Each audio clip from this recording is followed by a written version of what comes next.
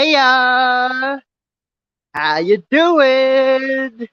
How you doing? Hey, what's up, everybody? You thought you were expecting me to start the show, right? But nah, you got my penguin friend right there to start the show. All right, enough screen time for you, Dylan. Get off the screen.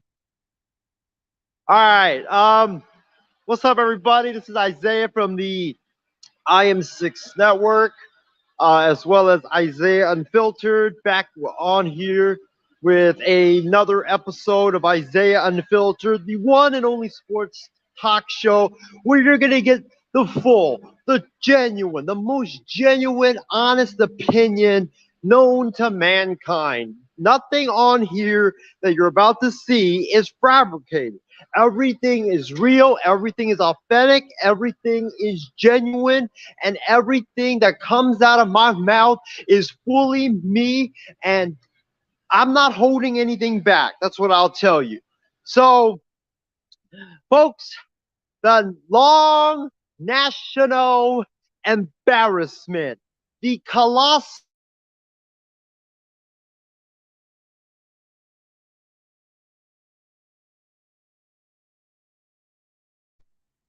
Sorry about that. We had some technical difficulties right there. But as I was saying, the long embarrassment, the colossal failure, the biggest disgrace known to mankind, and a mega collapse was officially completed tonight. The Dallas Mavericks, a year after going to the Western Conference Finals, the Dallas Mavericks have missed the postseason. And not only the playoffs, but they missed the play-in tournament despite acquiring Kyrie Irving to pair with Luka Doncic. You know, when that trade first was made, a lot of people, whether it was ESPN, NBC, um, you know, Fox, CBS, a lot of people said that a lot of folks out there said that this Mavericks team was a lock to go back to the Western Conference Finals. And, rightfully so. They were fourth at that time. They just acquired a superstar in Kyrie Irving. I mean, everything was looking great. And for them to fall the way they did from fourth, at that time the trade was made, and 2 months later, the Dallas Mavericks not only missed the playoffs, but they missed the play-in tournament, and I think they're sitting at 11th place in the West and probably might drop down even further as the final two games happen. This is a colossal failure. This is one of the biggest disasters in modern day basketball. Heads are going to roll. But before we talk about the future, let's dissect this disgrace. You get Kyrie Irving, you have Luka Doncic, and you're fourth in the league. And not even just 2 months ago, but as far back as 3-4 weeks ago, you were sitting there at fifth or sixth in the West. And for you, in a span of 3 weeks, to not even make the playoffs, it's a total shame and a disgrace. And, the Mavs, they checked out. They plain and simple, they checked out. Luka checked out. You could see his body language was not great on the basketball court. Kyrie was doing his thing, credit to him. I mean, he was the only one that really showed up for Dallas. Luka was always whining when he didn't get the foul calls. He was always, had his head down. He was slouched. I mean, he checked out. Kyrie, credit to him. A lot of people were saying, oh, but Kyrie's a cancer, blah, blah, blah.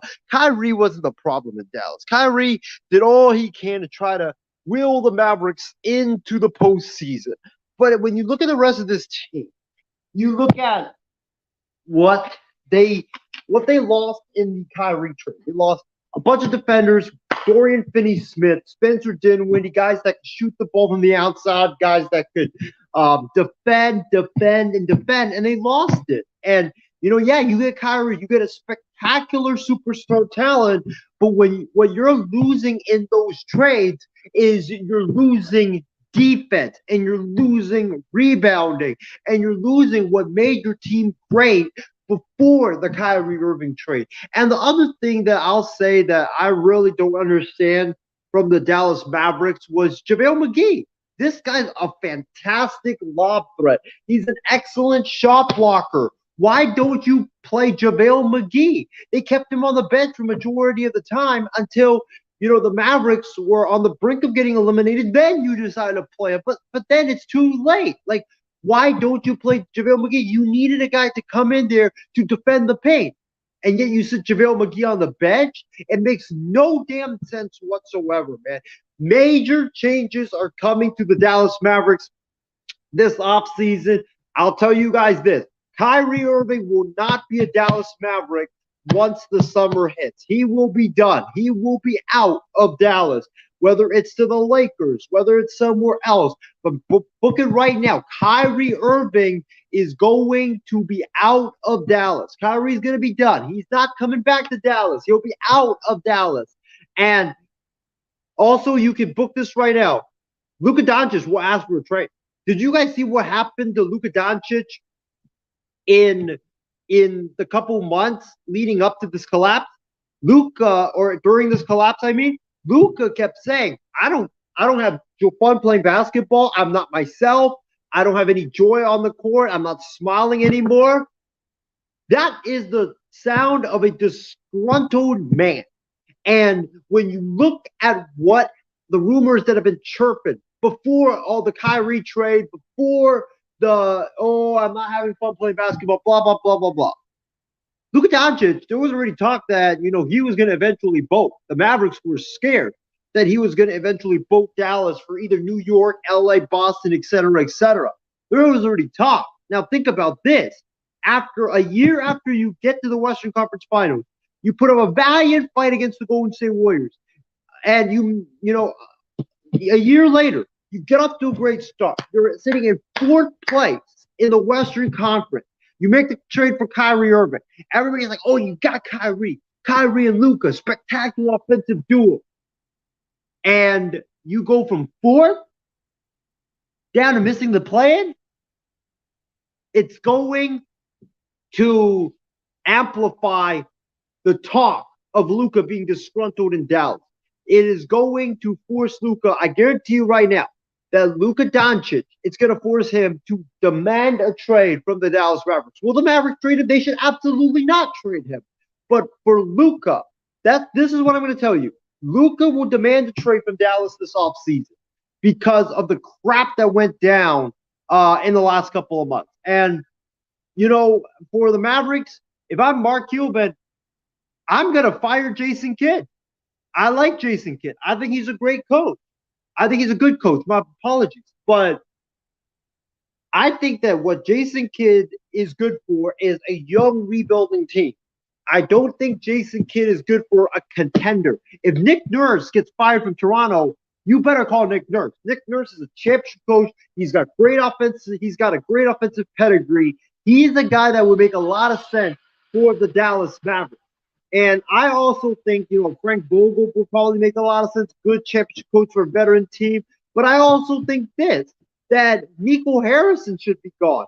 This guy put together the roster. Yeah, I know Mark Cuban's got a lot to say. But Nico Harrison, what qualified him to be a GM? This guy worked at Nike for a whole number of years. He never worked in an NBA front office, but he's got connections. So we're just going to give him the GM job. And look what the roster he built. An extremely flawed roster. And now Kyrie's probably going to be gone.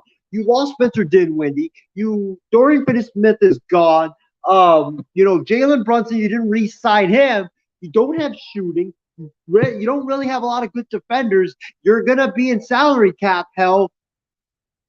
You're going to be stuck at the bottom if you're Dallas. And I think what Dallas needs is, and here's the thing, If Bob Myers becomes available, the Dallas Mavericks should absolutely say, Nico Harrison, get the hell out. We're getting Bob Myers.